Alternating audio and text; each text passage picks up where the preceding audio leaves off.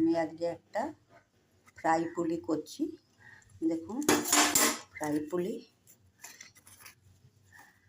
তার জন্য আমার আটা লাগবে, আটা, চিনি আর নারকেল। এই কটা উপকরণ হলেই ফ্রাই পুলি হয়ে যায়। আমি কি করে বানাবো পরে আমি দেখাচ্ছি রেসিপিটা। এখন ফ্রাই পুলিটা করার জন্য আমি আটাটা শুধু এমনি প্লেন জলেই একটু নুন দিয়ে শুধু মেখেছি, যেমন রুটি করার জন্য আটা মাখে। আর নারকেলটা আমি কুড়িয়ে নিয়েছি আর চিনিটা নিয়েছি। আমি এই নারকেলটা আর চিনিটা একসঙ্গে মিক্সড করব। দেখুন বন্ধুরা, আমি নারকেলটা আর চিনিটা একসঙ্গে মিক্সড করে নিয়েছি। এরপরে আমি কি করে বানাচ্ছি তারপরে দেখাচ্ছি। দেখুন বন্ধুরা, আমি লেচিগুলো করে নিয়েছি।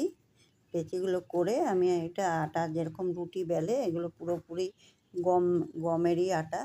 আমি কিন্তু গমের আটা দিয়েই করছি, আপনারা চাইলে আটা ময়দা মিশিয়েও করতে পারেন। দেখুন, আমি রুটির মতন বেলে নিয়েছি। রুটি যেরকম প্লেন বেলে তার মধ্যে আমি নারকেলটা এইভাবে পুরটা দেব। এটা কাঁচা নারকেলই, এটা জ্বালাতেও হয় না, খুব সোজা একটা রেসিপি। ফ্রাই পুলি, পুলি তো অনেক রকমই খাওয়া হয়, দুধ পুলি, সিদ্ধ পুলি। এটাকে তারপরে আমি একটা টিফিন বাটি নিয়েছি। আপনারা যে কোনো একটা কৌটোর ঢাকনা টাকনা দিয়ে ধারালা, যাতে ধার থাকে, যাতে কাটা যায়, সেইভাবে নিয়ে এরকম করে বসাবেন। বসিয়ে একটু কাটবেন, দেখবেন কাটা হয়ে যাবে সুন্দর। এটাকে লাস্টে একটুখানি এরকম করে হাত দিয়ে প্রেস করে চেপে দেবে, নাহলে ভাজার সময় খুলে যাবে।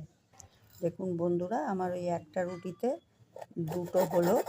এরকম করে আপনারা সাইজটা ছোট বড় করে নিতে পারেন, বড় সাইজেরও করতে পারেন, আবার ছোটও বানাতে পারেন।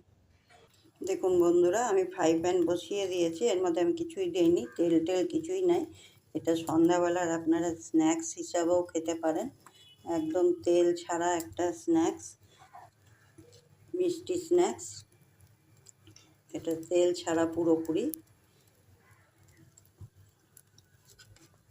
আমি এগুলো সব দিয়ে দিলাম। এবার এপিট ওপিট করে ভেজে তুলে নেব। দেখুন বন্ধুরা, আমার সবগুলো সেঁকা হয়ে গেছে। এটাকে সেঁকা পুলিও বলতে পারেন। দেখুন বন্ধুরা, আমার ফ্রাই পুলি বা সেঁকা পুলি কমপ্লিট। এটা স্ন্যাক্স হিসাবেও খেতে পারেন।